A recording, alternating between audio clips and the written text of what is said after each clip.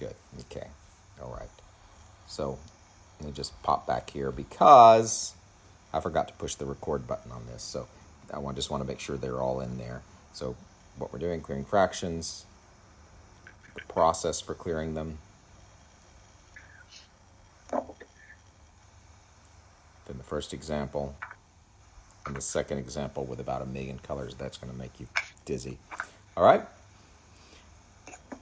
Let's look at one more just so we are all on the same page. So I'm going to look on page, let's see, that was on page 40, right? Forgot the recording again.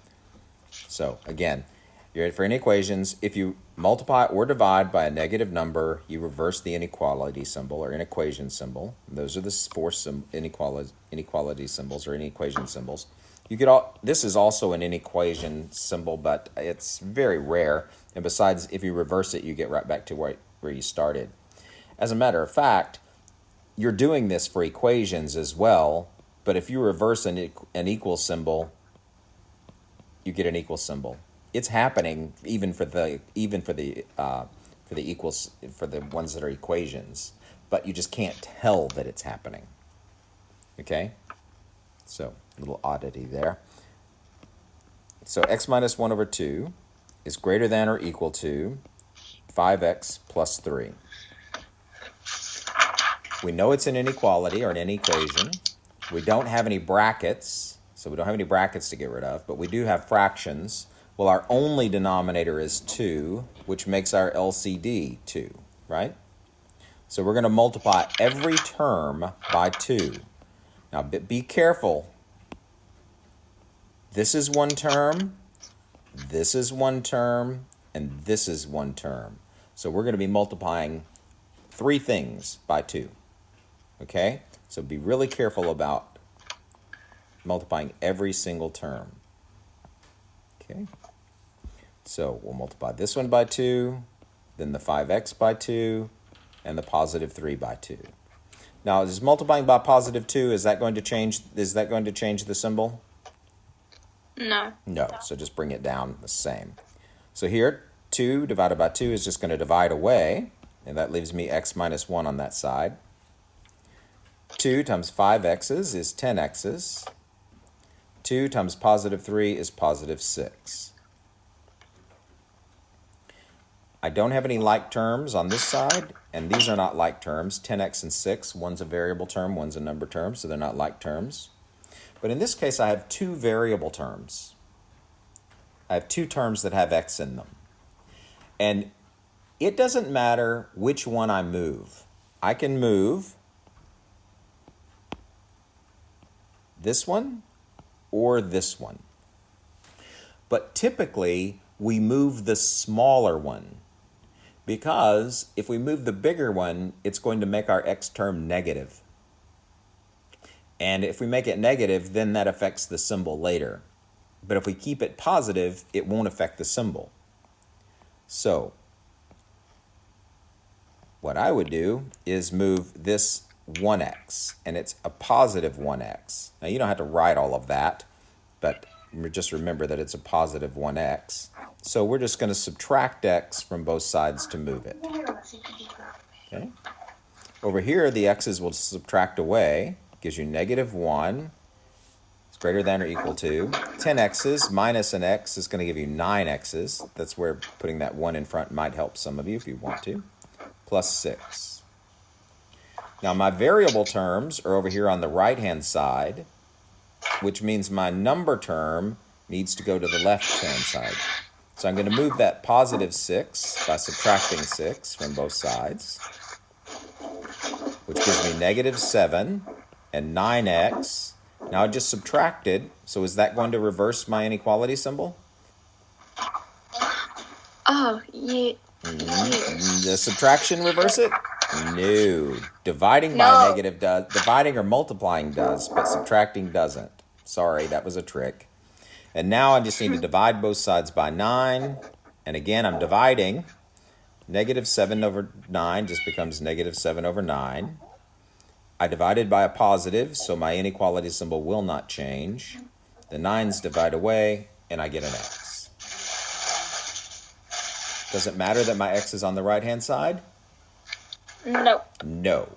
Lots of math teachers will make you put the x on the left-hand side for two reasons. One, it's easy for us to grade if we can just scan the left-hand side. And two, it's easier to graph. If you were to reverse this, then it would reverse everything. So if you move your x over there, then you have to reverse the symbol too. But these two statements are exactly the same. You can write it either direction you want to. And you would have gotten this one, the top one in this that's boxed in, you would have gotten that one had you moved the 10x to the other side because you would have had to divide with by a negative. Okay? So I don't care which one you write. If you're just one of those people that has to have the x on the left, go for it. I'm fine. But be careful with reversing the symbols. Okay? All right. Let's see. How about number 6, just for kicks? Because it looks bad, but it's not. Negative 1 times 8 minus 3x is greater than or equal to 9 times 2x minus 5 plus 7. Now, I've seen lots of students, since I've been in New Zealand, divide by this negative 1 to get rid of it so that they don't have to multiply it through the parentheses. That's fine if that's the way you do it. I hate it. It makes me crazy, but it doesn't matter. I just go through things step by step. That's just me. Imagine that, being a math teacher. So, first thing I'm going to do is get rid of the brackets. So here's my first bracket. That means take that negative 1 times everything inside, which isn't going to change any of the numbers, but it will change the what? The negative 3 will just be positive 3. Well, be careful. And the positive 8. Right. There you go. It's going to change the signs of both of them. So it won't change the numbers, but it'll change the signs. Okay? Now, I multiplied by a negative, but I didn't multiply the whole thing by a negative. So that doesn't change. That doesn't alter the symbol over there. Okay? It's only when you multiply or divide the entire equation by a negative does that change that symbol. So over here, 9 times 2x is 18x's. 9 times negative 5 is negative 45 plus 7. Okay. Now we've gotten rid of the brackets, and I want to still continue to clean it up. Over here, negative 8 and 3x are not like terms, right? So we can't do anything to those. But on this side, do I have any like terms? Negative 45 and plus 7. You betcha. I can combine those two number terms. So I'm going to just bring everything down. I like to rewrite things instead of writing things on fewer lines. It's totally up to you. Negative 45 plus 7 is going to make negative what? 38. There you go. All right. Now I can start to solve. And I'll solve by getting all of my x terms on one side. Well, I have two x terms. I have this negative 3x and this 18x. Technically, it doesn't matter which one I move. But if I move the 18, it's a positive 18x, so I'd have to subtract it, which would mean that my x terms are negative. And I don't like that. I like to keep my x terms positive. Okay? So I'm going to move the plus 3x. And you add 3x by subtracting 3x from both sides. That gives me negative 8. Over here they subtract away. 18x's minus 3x's is 15x's minus 38. Well, if my x terms are coming over here to the right, then my numbers need to go over here to the left. So let's do that. The number that I need to move is minus 38. So the opposite of subtract 38 is add 38. Negative 8 plus 38 gives me 30. Is greater than or equal to 15x. And the last step is simply to divide by whatever that coefficient, the number in front of the x is. 30 divided by 15 is 2. Greater than or equal to x. And I didn't have to reverse the symbol because I divided by a positive.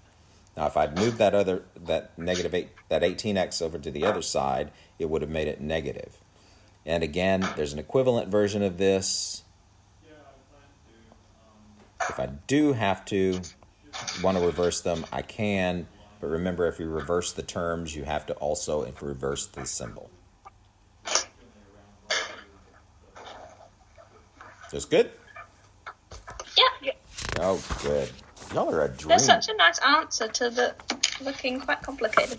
And it's so nice. Yeah, it does look awful, but I like, all that work and you turn it into a 2. That's the most satisfying thing, when you get a really scary question and then you simplify it down to like something really nice and small. Definitely. Okay. There are more on the next page. Ooh, there's some really ugly ones on the next page. I want to do number 14. Yeah. Okay. Now again, it's just simply a matter of following the process and not getting lost. And the easiest way not to get lost is to write everything down neatly and stay organized. Okay? Don't do the thing that I see all the time, writing it sideways and crooked and running out of space, so you write down here off to the side. Use the lines on your paper to make it work. Don't do weird things. All right, first of all, this is an inequality. I can tell that because of the inequality symbol. So I solve it just like an equation, right? And to solve this, the first thing I need to do is I need to get rid of the brackets. Now, you could get rid of the fractions first, but it makes it a little more complicated. Getting rid of the brackets first makes more sense. And there's something here that we've touched on, but we haven't had.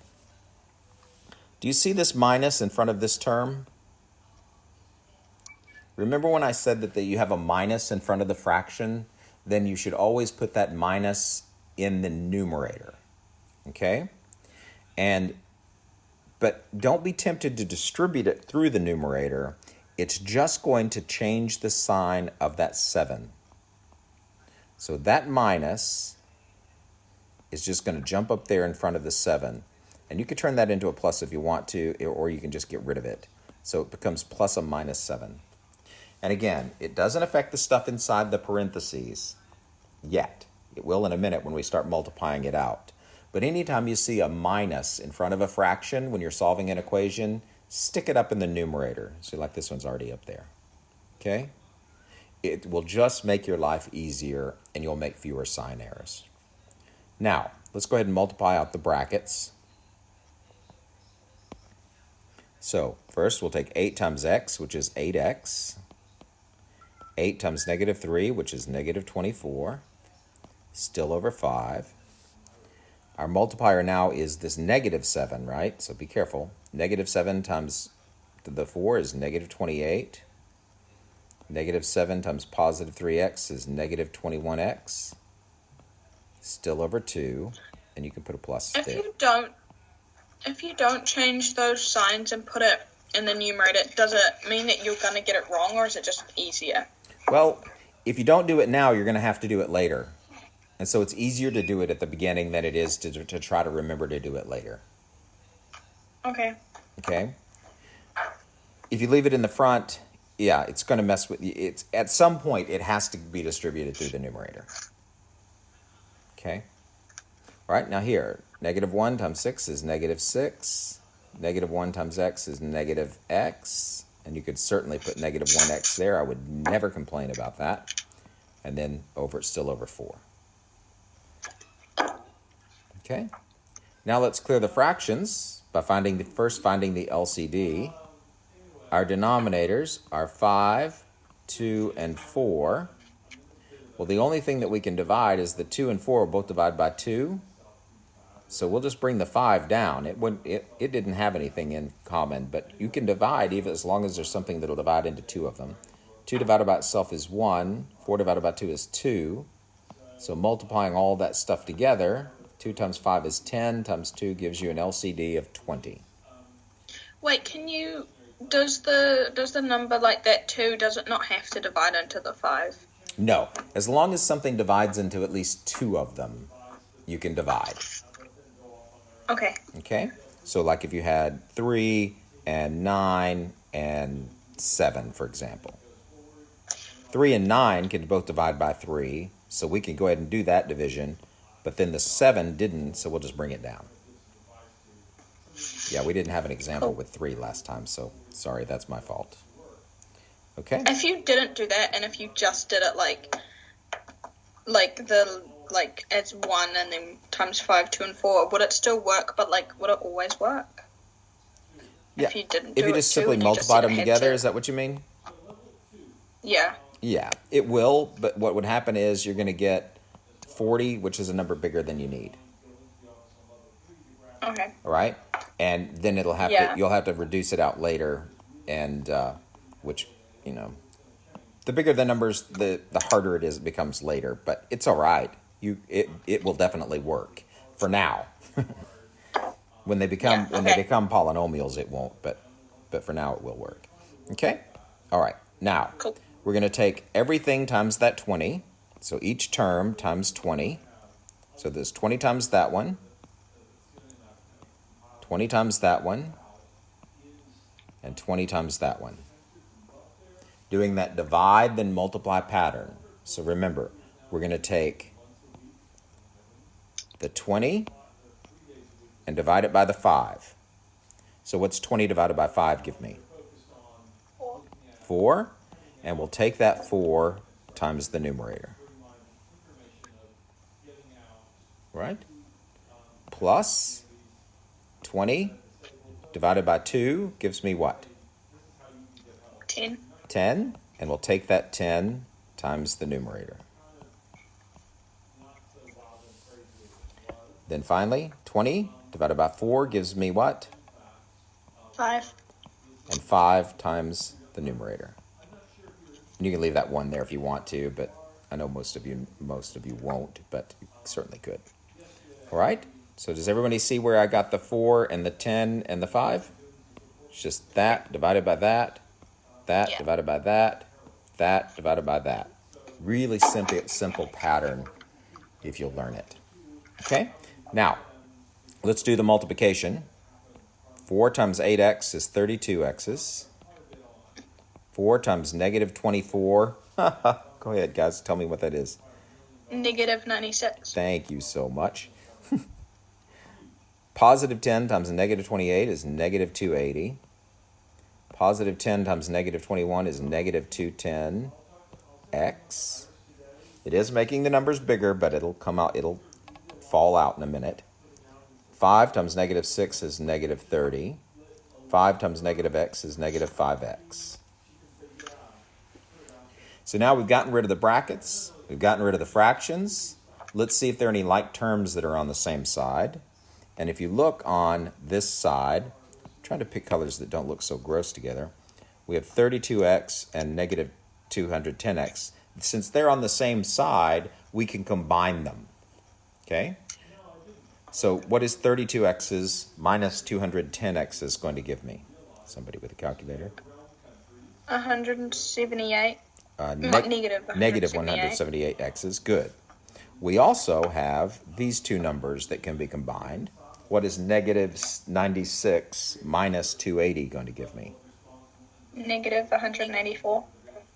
Oh, be careful. You're going to be the sides are the same, so you're going to end up adding them. So you're going to be bigger. It would be negative 377. Oh, yeah. There you go. Okay, watch the signs. All right. And on this side, these are not like terms, so it's just going to stay negative 30 minus 5x. Okay. Now, I want to get all my variable terms on one side, and again, it doesn't matter which side, and then get my number terms on the other side. Okay, oops. Yeah, this one doesn't let me do that. Darn it. I was hoping it would let me move the page up a little bit. So I could move this negative 178, or I could move the negative 5x. If it were me, I would move the negative 178, because if you do that, you're going to add it, which is going to make it all positive. But if you don't, and you don't see that, you could move the negative 5x by adding it, which is going to leave you negatives. It's fine. It's going to work out anyway. It just means you had to reverse the symbol in the end. Which one do you want to move? If you were just doing this, which one do you think you'd move? 5. The 5? Most people would. So it's negative 5x. So let's just add 5x to both sides. It's fine with me. Okay. Well, if my x terms are coming over here, then my number terms need to come over here. So if I'm going to move the 5x to that side, then I've got to move that negative 376 to the right. And the opposite of subtract it is add it to both sides. Now let's do the math. Negative 178x plus 5x is negative 173x's. Those will subtract away. Is greater than negative 30 plus 376 is 346. And those 5x's will subtract away. Are we okay? All right. Now, I'm going to have to get some more room, so I'm going to go to the next page. Negative 173x is greater than 346.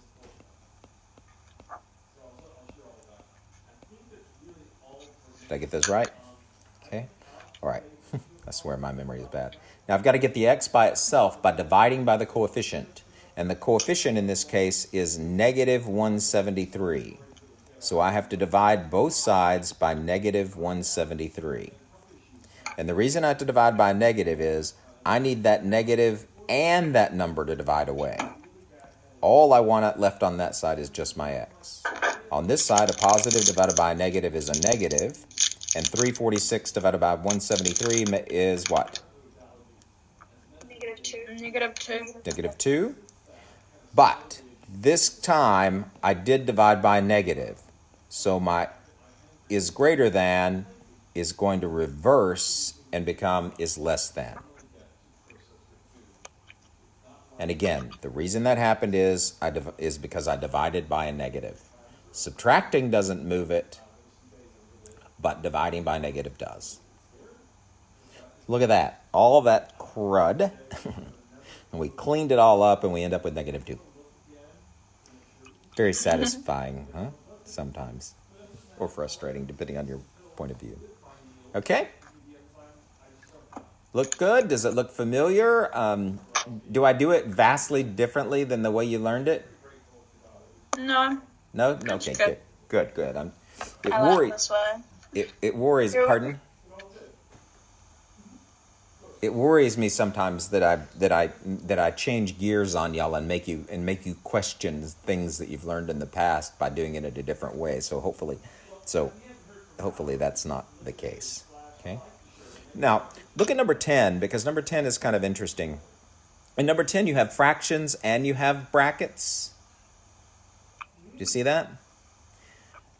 You can clear the brackets first, or you can clear the fractions first. But be careful. I would probably clear the brackets first and then do the fractions. But some of you are sophisticated enough that you could do the fractions first, and that's fine. Okay? It doesn't matter. You can reverse those first two steps, but most people are happier just getting rid of the brackets first and cleaning it up, and then getting rid of the fractions. All right?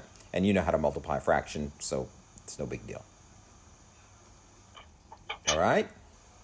So, let's talk about some homework for you. When do we meet again? Anybody remember? Tomorrow,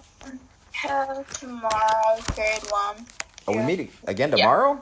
Oh, wow. Okay. Well, then I'm going to assign all of these, but you don't have to do all of them. And you have the rest of the double period, although I've used some of it.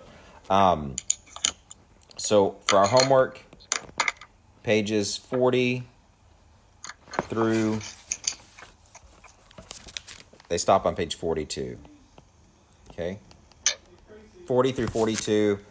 And again, you don't have to do all of them. Why don't we just, let's see. Just do the odds. But if you see some even ones that you think might cause you trouble later, go ahead and work on those. That's why I was trying to concentrate on even ones just in case. because there are a lot of them there, and you probably don't need as many. Make sure though that if you have trouble with one, you go back to it and do it again on a separate new piece of paper. Because I'd rather you do fewer of them and understand them than do all of them and still be fuzzy about it. Okay? Most of you buzz through these pretty quickly though. Okay? What do we do if we finish all of them, theoretically?